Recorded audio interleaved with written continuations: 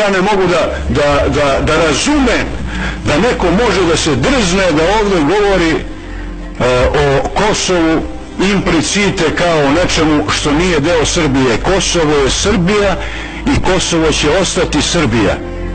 I ova situacija trajaće tačno onoliko koliko bude trajala ova nelegalna okupacija Kosova i Metohije. Nelegalna zato što je do nje došlo zloupotrebom Ujedinjenih nacija i rezolucije 1244 Saveta bezbednosti koja predviđa prisustvo bezbednosnih snaga Ujedinjenih nacija.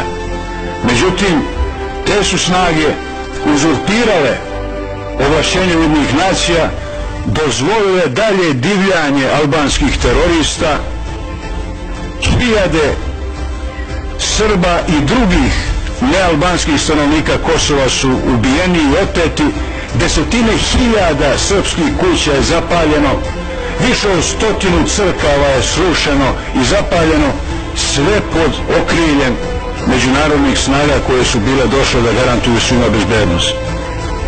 I danas, posle ovih karikaturalnih izbora, ti vajni srpski poslanici dolaze avionom iz Beograda da vrše svoju funkciju poslanika i pod vojnom pratnjom ulaze u taj takozvani parlament.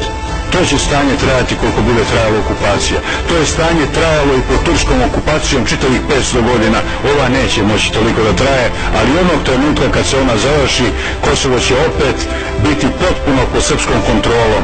A nije reč samo o Kosovu, već i o Srbiji, jer će i Srbijom ponovo i uskoro upravljati patriote, ali će patriote upravljati i drugim zemljama umjesto ove šeme novog kolonijalizma i postavljanja raznih marionetskih vlada.